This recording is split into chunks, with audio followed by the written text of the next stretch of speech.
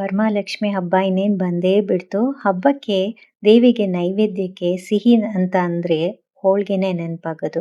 ಹಾಗಾಗಿ ಇವತ್ತಿನ ವಿಡಿಯೋದಲ್ಲಿ ಕಾಯಿ ಹೋಳಿಗೆ ಮಾಡೋದನ್ನು ತೋರಿಸ್ತಾ ಇದ್ದೀನಿ. ನಾನು ತೋರಿಸ್ತಾ ಇರೋಂಥ ಮೆಥಡಲ್ಲಿ ನೀವೇನಾದರೂ ಹೋಳಿಗೆ ಮಾಡಿದ್ರೆ ಪರ್ಫೆಕ್ಟಾಗಿ ಬರುತ್ತೆ. ಹಾಗೆ ತುಂಬ ಸುಲಭವಾಗಿ ಮಾಡೋದನ್ನು ತೋರಿಸ್ತಾ ಇದ್ದೀನಿ. ನಮಸ್ಕಾರ ಎಲ್ರಿಗೂ, welcome back to my channel Mane Kai ರುಚಿ. ಹಾಗಿದ್ರೆ ವರಮಹಾಲಕ್ಷ್ಮಿ ಹಬ್ಬದ ಸ್ಪೆಷಲ್ ಕಾಯಿ ಹೋಳಿಗೆ ಹೇಗೆ ಮಾಡೋದು ಅಂತ ನೋಡೋಣ. ಮೊದಲು ಒಂದು ಮಿಕ್ಸಿಂಗ್ ಬೌಲ್ಗೆ 3/4 ಕಪ್ಪಷ್ಟು ಚಿರೋಟಿ ರವೆ ತೊಗೊಳ್ತಾ ಇದ್ದೀನಿ. 1/4 ಕಪ್ಪಷ್ಟು ಮೈದಾ ಹಿಟ್ಟನ್ನು ತೊಗೋತಾ ಇದ್ದೀನಿ. ಚಿಟಿಕೆ ಉಪ್ಪನ್ನು ಹಾಕಿ ನೀರು ಹಾಕ್ಕೊಂಡು ನಿಧಾನಕ್ಕೆ ಕಲಿಸ್ಕೊಬೇಕು. ಸ್ವಲ್ಪನೇ ನೀರು ಹಾಕ್ಕೊಂಡು ಕಲಿಸ್ಕೊಳ್ಳಿ. ಅರಿಶಿನ ಬೇಕಿದ್ದವರು ಅರಿಶಿನ ಹಾಕ್ಬೋದು. ನಮ್ಮ ಮನೇಲಿ ಕಾಯಿ ಹೋಳಿಗೆಗೆ ಅರಿಶಿನ ಹಾಕೋದಿಲ್ಲ, ಹಾಗಾಗಿ ನಾನು ಹಾಗೆ ಮಾಡ್ತಾ ಇದ್ದೀನಿ. ನೋಡಿ, ಈ ರೀತಿ ತೀರಾ ತೆಳ್ಳಗೂ ಅಲ್ಲ ತೀರಾ ಗಟ್ಟಿಗೂ ಅಲ್ಲ, ಆ ರೀತಿ ಕಲಿಸ್ಕೋಬೇಕಾಗತ್ತೆ.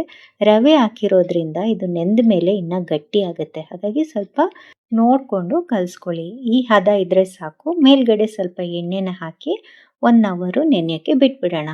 ಈಗ ಹೂರ್ಣಕ್ಕೆ ಒಂದು ಮಿಕ್ಸಿ ಜಾರ್ಗೆ ನಾನು 2 ಕಪ್ಪಷ್ಟು ತುರಿದಿರೋಂಥ ತೆಂಗಿನಕಾಯಿನ ಹಾಕೋತಾ ಇದ್ದೀನಿ. ಆದಷ್ಟು ಬಲ್ತಿರೋಂಥ ತೆಂಗಿನಕಾಯಿನ ಬಳಸಬೇಕು. ಸ್ವಲ್ಪನೂ ಒಂದು ಹನಿ ಸಹ ನೀರನ್ನು ಇದಕ್ಕೆ ಹಾಕಬಾರ್ದು. ಆ ರೀತಿ ಗ್ರೈಂಡ್ ಮಾಡ್ಕೊಳ್ಬೇಕು. ಬರೀ ಕಾಯಿನ ಮಿಕ್ಸಿ ಜಾರ್ಗೆ ಹಾಕಿ ಈ ರೀತಿ ಸಣ್ಣಗೆ ರುಬ್ಕೋಬೇಕು. ಈಗ ಪಾಕಕ್ಕೆ ನೋಡಿ, ನಾನು 1 ಕಪ್ಪಷ್ಟು ಬೆಲ್ಲನ ಹಾಕ್ಕೊತಾ ಇದ್ದೀನಿ. ಒಂದು 2-3 ಟೇಬಲ್ ಸ್ಪೂನಷ್ಟು ನೀರನ್ನು ಹಾಕಿ ಬೆಲ್ಲನ ಕರಗಿಸ್ಕೊತಾ ಇದ್ದೀನಿ. ಈಗ ಅಳತೆ ಮತ್ತೊಂದು ಸಲ ಹೇಳ್ತೀನಿ. 2 ಕಪ್ಪು ಹಸಿ ತೆಂಗಿನಕಾಯಿ ತುರಿ, 1 ಕಪ್ಪಷ್ಟು ಬೆಲ್ಲನ ಹಾಕಿದ್ದೀನಿ. ನೋಡಿ, ಈಗ ಬೆಲ್ಲ ಎಲ್ಲ ಕರಗ್ತಾ ಬರ್ತಾ ಇದೆ. ನೋಡಿ, ಈಗ ಪಾಕ ಚೆಕ್ ಮಾಡ್ತಾ ಇದ್ದೀನಿ. ನೋಡಿ, 1 ಕಪ್ಗೆ ನೀರಿಗೆ ಹಾಕಿದ್ರೆ ಪಾಕ ಹರಡ್ಕೋಬಾರ್ದು. ಈ ರೀತಿ ಒಟ್ಟುಗೂಡಿಸಿದ್ರೆ ಸಾಫ್ಟಾಗಿ ಈ ರೀತಿ ಒಂದು ಬಾಲ್ ಥರ ಆಗಬೇಕು. ಈಗ ಪಾಕ ಪರ್ಫೆಕ್ಟಾಗಿ ಬಂದಿದೆ.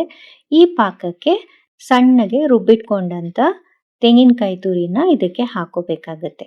ನೋಡಿ, ಇದಕ್ಕೆ ನೀರೇನಾದರೂ ಸೇರಿಸ್ಕೊಂಬಿಟ್ರೆ ತೆಂಗಿನಕಾಯಿಗೆ ನಾವು ಹೂರ್ಣದ ಕನ್ಸಿಸ್ಟೆನ್ಸಿ ತರೋಕ್ಕೆ ತುಂಬ ಕಷ್ಟ ಆಗುತ್ತೆ. ಹಾಗಾಗಿ ನೀರು ಹಾಕಬಾರ್ದು. ನೋಡಿ, ಈಗ ಬೆಲ್ಲದ ಪಾಕದ ಜೊತೆಗೆ ಎಲ್ಲ ಚೆನ್ನಾಗಿ ಹೊಂದ್ಕೊತಾ ಬರ್ತಾ ಇದೆ. ಇದನ್ನು ಸುಮಾರು ನಾನು 5-8 ನಿಮಿಷ ನಾನು ಕೈಯಾಡ್ತಾ ಬಂದಿದ್ದೀನಿ. ಬೇಗ ಆಗೋಗ್ಬಿಡುತ್ತೆ. ನೀರು ಆದಷ್ಟು ಕಡಿಮೆನೇ ಬಳಸಬೇಕು. ಬೆಲ್ಲದ ಪಾಕ ಮಾಡುವಾಗಲೂ ನೀರು ತುಂಬ ಜಾಸ್ತಿ ಹಾಕೋದು ಬೇಡ. ಹಾಗೆ ಕಾಯಿ ರುಬ್ಬಬೇಕಾದ್ರೂ ನೀರು ಕಡ್ಡಾಯವಾಗಿ ಹಾಕೋ ಹಾಗೆ ಇಲ್ಲ. ಆಗ ಪಾಕ ಬೇಗನೆ ಆಗುತ್ತೆ. ಇಲ್ಲಾಂದರೆ ತುಂಬ ಹೊತ್ತು ಕೈ ಆಡ್ತಾನೇ ಇರಬೇಕು, ತುಂಬ ಟೈಮ್ ಹಿಡಿದ್ಬಿಡುತ್ತೆ. ನೋಡಿ, ಈಗ ಎಷ್ಟು ಬೇಗ ಎಲ್ಲ ಒಟ್ಟುಗೂಡ್ತಾ ಬರ್ತಾ ಇದೆ, ಹೂರ್ಣ ರೆಡಿ ಆಗ್ತಾ ಬರ್ತಾ ಇದೆ. ನಾನು ಪರ್ಫೆಕ್ಟಾಗಿ 8 ನಿಮಿಷ ಹುರಿದಿಟ್ಕೊಂಡಿದ್ದೀನಿ ಇದನ್ನಷ್ಟೇ. ನೋಡಿ ಎಷ್ಟು ಚೆನ್ನಾಗಿ ಈಗ ರೆಡಿಯಾಗಿದೆ. ನೋಡಿ, ಒದ್ದೆ ಕೈಯಲ್ಲಿ ಈ ರೀತಿ ಮುಟ್ಟಿದ್ರೆ ಕೈಗೆ ಅಂಟಬಾರ್ದು, ಆಗ ಪಾಕ ರೆಡಿ ಆಯಿತು ಅಂತ. ಈಗ ಇದು ಆಪ್ಷನಲ್ಲು. ನಾನಿಲ್ಲಿ 3 ಸ್ಪೂನಷ್ಟು ಹುರ್ಗಡ್ಲೆನ ಪೌಡರ್ ಮಾಡಿ ಹಾಕಿದ್ದೀನಿ. ಗಸಗಸೆ ಮತ್ತು ಏಲಕ್ಕಿನ ಸೇರಿಸ್ತಾ ಇದ್ದೀನಿ. ಹುರ್ಗಡ್ಲೆ ಹಾಕೋದು ಆಪ್ಷನಲ್ಲು, ಬೇಕಿದ್ರೆ ಹಾಕಿ, ಇಲ್ಲಾಂದರೆ ಸ್ಕಿಪ್ ಮಾಡಿ. ಏಲಕ್ಕಿ ಮತ್ತು ಗಸಗಸೆ ಎಲ್ಲ ಹಾಕಿದ್ರೆ ಇನ್ನು ಟೇಸ್ಟು ಎನ್ಹ್ಯಾನ್ಸ್ ಆಗುತ್ತೆ. ಹುರ್ಗಡ್ಲೆ ಪೌಡರ್ ಹಾಕೋದ್ರಿಂದ ಒಂಥರ ಹೂರ್ಣ ಒಟ್ಟುಗೂಡಿ ಬರುತ್ತೆ ನೀಟಾಗೆ. ಸ್ವಲ್ಪನೂ ಮಾಯಿಶ್ಚರ್ ಇರೋದಿಲ್ಲ, ಆವಾಗ ಹೋಳಿಗೆ ತಟ್ಟಕ್ಕೆ ಈಸಿ ಆಗುತ್ತೆ ಅಂತ ಅಷ್ಟೇ. ನೋಡಿ, ಎಷ್ಟು ಚೆನ್ನಾಗಿ ಉಂಡೆ ಕಟ್ಟಕ್ಕೆ ಬರ್ತಾ ಇದೆ. ಈ ಹದಕ್ಕೆ ಬಂದರೆ ಸಾಕು. ಈಗ ಬಾಣಲೆಯಲ್ಲೇ ಬಿಡಬಾರ್ದು. ಈ ಹೂರ್ಣನ ಮತ್ತೊಂದು ಪಾತ್ರೆಗೆ ಶಿಫ್ಟ್ ಮಾಡಿ ಮೇಲ್ಗಡೆ 1 ಸ್ಪೂನಷ್ಟು ತುಪ್ಪನ ಹಾಕಿ ಸೌರಿ ಬಿಟ್ಬಿಡಬೇಕು. ಕಂಪ್ಲೀಟಾಗಿದು ಆರಬೇಕು. ಬಾಣಲಿಯಲ್ಲಿ ಬಿಟ್ಟರೆ ಆ ಬಾಣಲಿ ಹೀಟಿಗೆ ಪಾಕ ಇನ್ನಷ್ಟು ಗಟ್ಟಿ ಆಗೋ ಚಾನ್ಸಸ್ ಇರುತ್ತೆ. ಹಾಗಾಗಿ ಬೇರೆ ಪಾತ್ರೆಗೆ ಶಿಫ್ಟ್ ಮಾಡೋದು ಇಂಪಾರ್ಟೆಂಟು. ಈಗ ಇದು ರೆಡಿಯಾಗಿದೆ. ಇದನ್ನು ಆರಕ್ಕೆ ಬಿಟ್ಬಿಡೋಣ. ಅಷ್ಟರಲ್ಲಿ ನೋಡಿ, ಕಣಕನೂ ಇವಾಗ ಚೆನ್ನಾಗೆ ನೆಂದಿದೆ. ಸುಮಾರು 1 ಗಂಟೆಗಳ ಕಾಲ ನಾನು ಇದನ್ನು ನೆನೆಯೋದಕ್ಕೆ ಬಿಟ್ಟಿದ್ದೆ. ನೋಡಿ, ಈ ರೀತಿ ಎಳಿತಾ ಇದ್ರೆ ಅದು ಈ ಥರ ಉದ್ದಕ್ಕೆ ಬರಬೇಕು, ಆಗ ಇದು ಚೆನ್ನಾಗೆ ನೆಂದಿದೆ ಅಂತ. ನೋಡಿ, ಪರ್ಫೆಕ್ಟಾಗಿ ನೆಂದಿದೆ. ಹದನೂ ಗೊತ್ತಾಗ್ತಿದೆ ಅಂತ ಅನ್ಕೊತೀನಿ. ನೋಡಿ, ಇಷ್ಟಾದರೆ ಸಾಕು. ಈಗ ಇದನ್ನು ಸೈಡಿಗೆ ಎತ್ತಿಟ್ಬಿಡೋಣ. ಈಗ ಹೂರ್ಣ ನೋಡಿ ಚೆನ್ನಾಗೆ ಆರಿದೆ. ಈಗ ಇದನ್ನು ಉಂಡೆ ಕಟ್ಟಿಟ್ಕೊಳ್ಳೋಣ. ಎಲ್ಲ ಒಂದು ಸಲ ಉಂಡೆ ಕಟ್ಟಿಟ್ಕೊಂಡ್ಬಿಟ್ರೆ ಲಟ್ಸೋಕ್ಕೆ ತುಂಬಾ ಸುಲಭ ಆಗುತ್ತೆ. ನಿಮಗೆ ಯಾವ ಸೈಜ್ ಬೇಕೋ ಆ ಸೈಜ್ಗೆ ಉಂಡೆ ಕಟ್ಟಿ ರೆಡಿ ಮಾಡಿಟ್ಕೊಳ್ಳಿ. ಈಗ ನಾನಿಲ್ಲಿ ಬಾಳೆ ಎಲೆಗೆ ಸ್ವಲ್ಪ ಎಣ್ಣೆನ ಹಚ್ಕೋತಾ ಇದ್ದೀನಿ. ನಿಮಗೆ ಬಾಳೆ ಎಲೆ ಸಿಕ್ಕಿಲ್ಲ ಅಂದರೆ ಬಟರ್ ಪೇಪರ್ ಮೇಲೆ ಅಥವಾ ಪ್ಲಾಸ್ಟಿಕ್ ಹಾಳೆ ಮೇಲೂ ಮಾಡ್ಬೋದು. ಈ ರೀತಿ ನಾವು ಎಷ್ಟು ಹೂರಣ ತಗೋತೀವೋ ಅದರ ಅರ್ಧದಷ್ಟು ಕಣಕನ ತಗೊಂಡು ಈ ರೀತಿ ಹೂರಣನ ಸೆಂಟ್ರಲ್ಲಿ ಇಟ್ಬಿಟ್ಟು ಈ ರೀತಿ ಕವರ್ ಮಾಡ್ಕೊಳ್ಬೇಕಾಗತ್ತೆ. ಹೂರಣ ಸ್ವಲ್ಪನೂ ಹೊರಗಡೆ ಕಾಣದೇ ಇರೋ ರೀತಿ ಮುಚ್ಕೋಬೇಕಾಗತ್ತೆ. ನೋಡಿ ಈಗ ಇದು ರೆಡಿ ಆಗಿದೆ. ಇನ್ನು ಸ್ವಲ್ಪ ಕ್ರಾಸ್ ಚೆಕ್ ಮಾಡಬೇಕಂದ್ರೆ ಒಂದ್ಸಲ ಇದನ್ನ ಎಲ್ಲ ಕವರ್ ಮಾಡಿ ಲಾಕ್ ಮಾಡಿದ್ಮೇಲೆ ಒಂದ್ಸಲ ಪ್ರೆಸ್ ಮಾಡಿದಾಗ ನೋಡಿ, ಈಗ ಸೆಂಟ್ರಲ್ಲಿ ಒಂದ್ಸಲ ಪ್ರೆಸ್ ಮಾಡ್ತೀನಿ. ಪ್ರೆಸ್ ಮಾಡಿದಾಗ ಹಿಂದೆ ನಾವು ಮೊಗಚಿ ನೋಡಿದಾಗ ಅಲ್ಲಿ ಹೂರಣ ಹೊರಗಡೆ ಬಂದಿಲ್ಲ ಅಂದರೆ ಹೋಳಿಗೆ ಕಿತ್ತೋಗೋದಿಲ್ಲ. ಆ ಥರ ನೀವು ಲಾಕ್ ಮಾಡ್ಕೊಳ್ಬೇಕಾಗತ್ತೆ. ಕೈಯಲ್ಲಿ ತಟ್ಟೋರಾದರೆ ಕೈಯಲ್ಲಿ ತಟ್ಬೋದು, ಅಥವಾ ಲಟ್ಟಣಿಗೆ ಬಳಸೋರಾದರೆ ಲಟ್ಟಣಿಗೆಯಲ್ಲೂ ಮಾಡ್ಕೋಬೋದು. ನಾನು ಬಿಗಿನರ್ಸ್ಗೆ ತೋರಿಸ್ತಾ ಇದ್ದೀನಲ್ವ, ಹಾಗಾಗಿ ಮೊದಲು ಸ್ವಲ್ಪ ಕೈಯಲ್ಲಿ ಈ ರೀತಿ ತಟ್ಟಿ ಮಾಡೋದ್ರಿಂದ ಹೂರಣ ಈವೆನ್ನಾಗಿ ಸ್ಪ್ರೆಡ್ ಆಗುತ್ತೆ.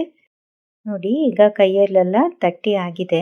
ಆಮೇಲೆ ಒಂದು ಲಟ್ಟಣಿಗೆ ಸಹಾಯದಿಂದ ಸ್ವಲ್ಪ ಎಣ್ಣೆ ಹಚ್ಕೊಂಡು ಲಟ್ಟಣಿಗೆಗೆ ಈ ರೀತಿ ಎಳಿತಾ ಬರಬೇಕಾಗತ್ತೆ. ನಾವು ಚಪಾತಿ ಥರ ಎಲ್ಲ ಲಟ್ಟಿಸ್ಬಾರ್ದು.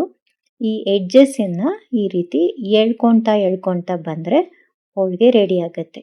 ಈಗ ಇದನ್ನು ಕಾದಿರೋಂಥ ಕಾವಲಿ ಮೇಲೆ ಹಾಕಿ ಎರಡೂ ಬದಿ ರೋಸ್ಟ್ ಮಾಡಿದ್ರೆ ಆಯಿತು. ತುಂಬ ಜಾಸ್ತಿ ಕಪ್ಪು ಮಾಡೋಕ್ಕೆ ಹೋಗಬಾರ್ದು. ಅರಿಶಿನ ಹಾಕಿದ್ರೆ ಇನ್ನೂ ಸ್ವಲ್ಪ ಯೆಲ್ಲೋಯಿಶ್ ಬರುತ್ತೆ. ನಾವು ಅರಿಶಿನ ಹಾಕೋದಿಲ್ಲ, ಹಾಗೆ ಗೋಲ್ಡನ್ ಕಲರ್ ಕಾಣಿಸ್ತಾ ಇದೆ ನೋಡಿ. ಬೇಕಿದ್ರೆ ಎಣ್ಣೆ ತುಪ್ಪ ಹಾಕ್ಬೋದು. ನಾನು ಫಸ್ಟ್ ಒಂದು ಹೋಳಿಗೆಗೆ ಏನು ಹಚ್ಚಿಲ್ಲ. ನೋಡಿ ಹೋಳಿಗೆ ಎಷ್ಟು ಚೆನ್ನಾಗಿ ಬಂತು. ಈಗ ಮತ್ತೊಂದು ಹೋಳಿಗೆ ಮಾಡೋದು ಅದೇ ರೀತಿ ತೋರಿಸ್ತಾ ಇದ್ದೀನಿ. ಸಾಮಾನ್ಯ ಎಲ್ಲರಿಗೂ ಗೊತ್ತಿರುತ್ತೆ, ಆದರೂ ಹೊಸಬ್ರು ಮಾಡೋರಿದ್ರೆ ಅಂತ ನಾನು ಡೀಟೇಲ್ ಆಗಿ ನಿಧಾನಕ್ಕೆ ಹೇಳ್ತಾ ಇದ್ದೀನಿ ಅಷ್ಟೇ. ನೋಡಿ ಈ ಥರ ಲಾಕ್ ಮಾಡುವಾಗ ಎಕ್ಸ್ಟ್ರಾ ಹಿಟ್ಟು ಬಂದರೆ ಇದನ್ನು ತೆಗೆದುಬಿಟ್ಟು ಪುನಃ ಈ ರೀತಿ ಫೋಲ್ಡ್ ಮಾಡಿಕೊಂಡು ಮತ್ತೆ ಲಟ್ಟಿಸ್ಬೇಕಾಗತ್ತೆ. ಲಟ್ಟಣಿಗೆ ಅಭ್ಯಾಸ ಇದ್ದರೆ ನೇರವಾಗಿ ಲಟ್ಟಣಿಗೆಯಲ್ಲಿ ನಾವು ಲಟ್ಟಿಸ್ಕೋಬೋದು.